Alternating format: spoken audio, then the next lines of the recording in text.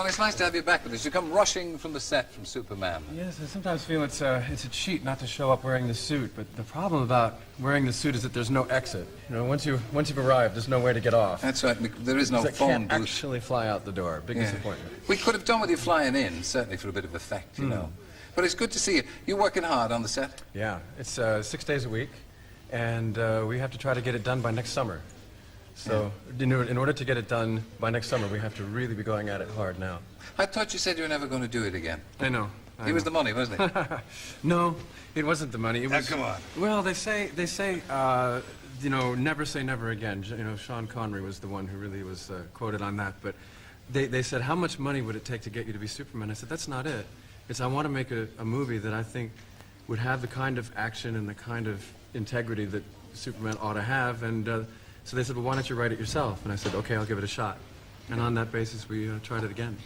So, I mean, you have control over it as far as that goes. Well, not really control. I mean, the money guys have the control finally and stuff. But I make a lot of suggestions. You know, I'm sort of I make a lot of noise on the set, and they're being very, very accommodating in terms of what ought to work, because I've played the part nearly 10 years now, and I sort of feel that, you know, I know what he ought to do, and there's things that I really care about in the part that we're sort of bringing to light. Why do they make Superman in Britain? Because it's the best place to make it. Absolutely. This is where you get the best technicians. This is where the dollar goes further over here. This is where you get the best kind of, well, you don't get the best weather, but you certainly get the best of the technical side of things. And you can make it more cheaply, and you can get the look that you need. Yeah. So who are your co-stars this time?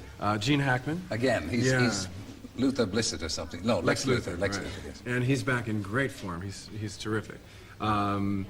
Marielle Hemingway is in it. Margot Kidder is back as Lois Lane. Jackie Cooper is back.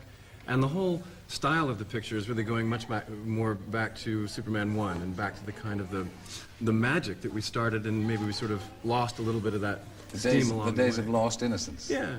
And you know, it's interesting, particularly this program being for children in need, and I feel that I'm kind of in a unique position as an entertainer, because I sort of have a schizophrenic life. I'm Superman and Clark Kent. I'm American in English. I'm a comic book hero, and also do other things in acting.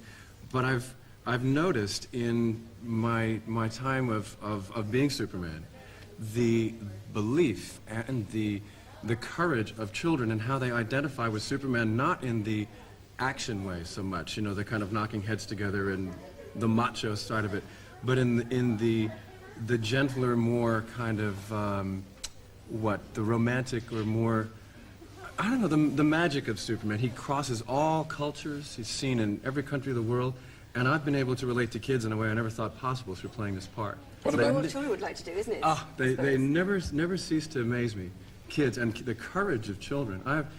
It often happens that I'm written to by parents with children in a lot of very desperate circumstances, and I feel, oh, this is really too much for me. I can't handle that. It's going to break my heart. And I started responding to these invitations as much as I could, and time again, I'm just knocked out by the courage of children with all kinds of problems. It far exceeds those of most adults.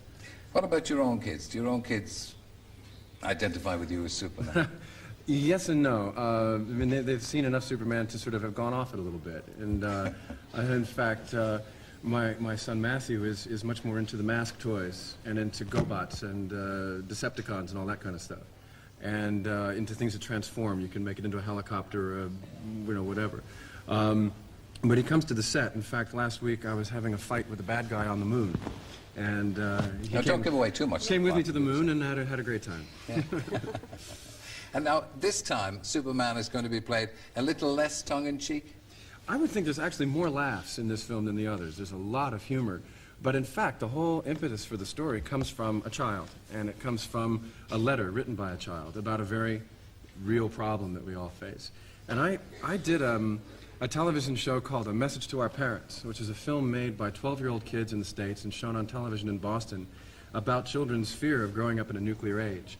And the kind of very naive, but at the same time completely possible belief on the part of these children is, why don't we just get rid of all these weapons? And so I started the story with the premise of a child writing to Superman, saying, why don't you get rid of all these weapons that the adults are having so much problem dealing with, and the world will be a better place, and the story sort of takes off from there. Christopher, thank you very much. Thank you.